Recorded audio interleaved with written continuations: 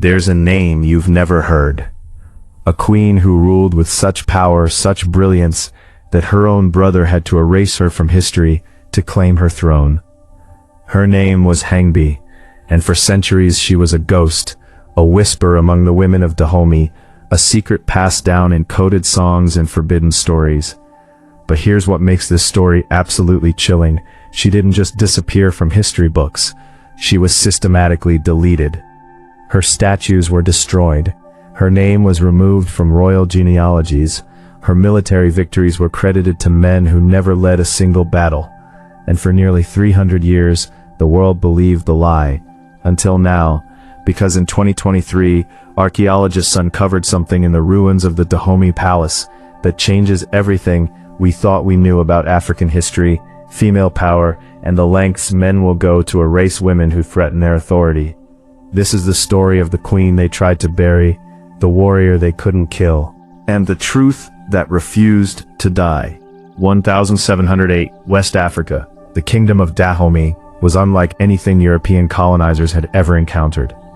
While European women were confined to drawing rooms and corsets, Dahomey had an all-female military regiment, the Agoji, who the French would later call the Amazons of Dahomey.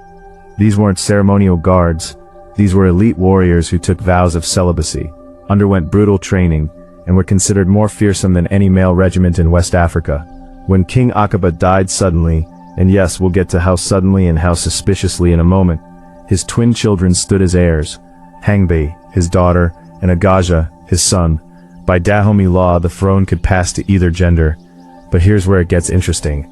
The royal council, the merchants, and the military commanders all chose Hangbe, not because she was popular, not because of sentiment, but because she was the superior strategist, the better diplomat, and frankly, the more terrifying warrior. European trading records from Portuguese merchants mention the queen who commands the women warriors, appearing in 1708. But mysteriously, these records were later corrected to say king. Ink changed on centuries-old documents, history rewritten in real time. Hangbe's reign lasted approximately 3 years, though the exact timeline was deliberately obscured by her brother. And in those 3 years, she did something that threatened every patriarchal power structure in West Africa and beyond. She proved women could rule better than men. She restructured the tax system, making it more equitable for farmers and craftspeople. She expanded the Agoji from a royal guard to a full military division, personally overseeing their training. Most dangerously of all, she began restricting the slave trade, Dahomey's most profitable enterprise. Portuguese merchants were furious. Male tribal leaders who profited from slave raids were terrified, and her brother Agaja, he was plotting. Oral histories preserved by Dahomey women, stories never written down, never official, but passed mother to daughter for 300 years, speak of Hangbe's final council meeting. She had discovered evidence of a conspiracy. European traders and local chiefs were planning to overthrow her and install Agaja, who had promised to resume unrestricted slave trading. She called an emergency meeting of her loyalists. She never made it to that meeting. What happened next was covered up so thoroughly that it took archaeologists 3 centuries to uncover the truth. Pause right here, because what I'm about to reveal has never been publicly discussed in this detail, and I need you to understand why this channel exists. Major historical institutions won't tell stories like Hangbe's because they challenge the narrative that African kingdoms were primitive, that women weren't leaders, that colonialism brought civilization. But we know better. So if you're tired of sanitized history, if you want the stories they don't teach in schools, hit that subscribe button right now. Turn on notifications, because we're building a community of 1 million truth seekers who refuse to let history be rewritten by the powerful. And every person who said this channel would never reach 1 million subscribers, they're about to be proven spectacularly wrong. Now, let's talk about what happened when Hangbe disappeared. 1711. Hangbe vanishes. The official royal chronicle, the document that records every king and queen of Dahomey, simply skips from King Akaba to King Agaja, as if Hangbe never existed. But the women of the palace knew, the Agoje knew, and they did something extraordinary. They preserved her memory in the only way they could. They created songs, not written, oral, passed down only among women, sung during specific ceremonies when men weren't present. French anthropologist Hangbe spent 30 years in Benin, modern-day Dahomey, in the late 20th century. And elderly women finally shared these songs with her. The lyrics were coded, but the message was clear. The moon ruled before the sun. The moon was swallowed by clouds, but the moon's light never died. Moon meant Hangbe, sun meant Agaja. And here's the archaeological bombshell. In 2023, excavations at the Dahomey Palace uncovered a sealed chamber. Inside were fragments of royal regalia, a ceremonial sword, jewelry, and fabric bearing the emblem of the leopard, Hangbe's symbol. Carbon dating confirmed 1708 to 1711. This wasn't a king's burial chamber. This was evidence of a queen that someone desperately wanted hidden. The chamber had been deliberately sealed and built over. Someone wanted to ensure Hangbe stayed buried forever. But here's what the patriarchy never understands. You can burn books, destroy statues, rewrite official records, but you cannot erase memory. The Agoji, Hangbe's warriors, continued serving under Agaja, but they never forgot their queen. Historical records show something curious. Under every subsequent king of Dahomey, the Agoji maintained unusual autonomy. They answered to a female commander, not the king. They controlled their own finances. They had veto power over certain military decisions. Why would kings allow this? Because the Agoji had leverage. They knew the truth about Hangbe. They knew Agaja had usurped the throne, possibly through poison, possibly through assassination. The records are deliberately vague, and they made an unspoken deal. Let us preserve her memory in our rituals. Let us maintain our power, or we reveal the truth. For 200 years, this silent standoff continued. Kings ruled Dahomey, but the women warriors served a higher authority, the memory of the queen who should have been. European visitors in the 1800s noted something strange in their journals. During certain ceremonies, the Agoje would salute an empty throne.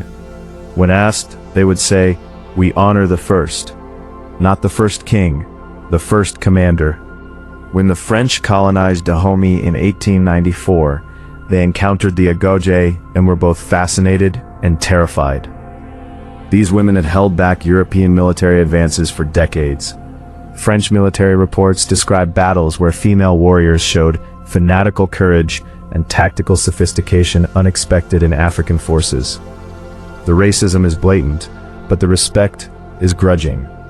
The French began documenting Dahomey's history, and that's when they encountered the Hangbe problem. Official royal lists had no queen between 1708 and 1711, but oral testimonies kept mentioning her. French anthropologists dismissed these as folklore and myth-making. After all, the official records said no such queen existed. This is how erasure works. The people in power control the written record, and when the colonized resist, when they insist on their own truth, they're labeled as unreliable, emotional, mythological. But here's the irony. Those French reports that dismissed Hangbe as myth, they also contained detailed descriptions of the Agoji's military structure, their tactical manuals, their training protocols, all of which bore the distinctive strategic signature that oral histories attributed to Hangbe. The colonizers were documenting her legacy while simultaneously denying her existence. 2023. The archaeological discovery I mentioned earlier wasn't just a sealed chamber. It was a revelation. Among the artifacts was something extraordinary, a military tactical scroll preserved in clay casing. When translated, it outlined defensive strategies for the Dahomey Palace, siege warfare techniques, and diplomatic protocols for negotiating with European traders. The writing style matched other documents from 1708 to 1711. But here's the smoking gun. The scroll was signed with the leopard seal Hangbe's emblem, and the title Dada, which means elder sibling, and was specifically used by twins of royal blood. This wasn't a king's document. This was Hangbe's strategic manual. Even more damning, some of the military victories officially credited to Agaja in royal chronicles match the dates and tactics described in this scroll, written before Agaja officially took power. Agaja didn't just erase Hangbe from history, he stole her military victories and claimed them as his own. The scope of the deception is breathtaking, and it worked for 300 years. But now, with DNA analysis of the remains found in that chamber, archaeologists have confirmed what the grandmothers always knew. A woman of royal blood was buried in secret, with honors befitting a ruler, in a chamber that was then hidden from history. If this story hasn't convinced you to subscribe, I don't know what will. Because this is exactly the kind of history that gets suppressed, ignored, and dismissed as not important enough for mainstream coverage. But it is important. Hangbe's story matters because it proves that African kingdoms had complex political systems, that women held power, that history is written by those who control the narrative, and that narrative can be challenged. So subscribe right now, share this video, comment and tell me, what other erased history should we uncover? Because every single person who doubted that this channel could reach 1 million subscribers is watching us prove them wrong, one truth at a time. Now let me tell you why Hangbe's story matters today. Hangbe's erasure wasn't just about one woman or one throne. It was about establishing a pattern that continues today. When women lead, when women threaten established power, the response isn't just to remove them, it's to erase them so completely that future generations can't even imagine they existed. Think about how many times you've heard there were no female rulers in Africa, or women in pre-colonial Africa had no power. These are lies, built on centuries of deliberate erasure.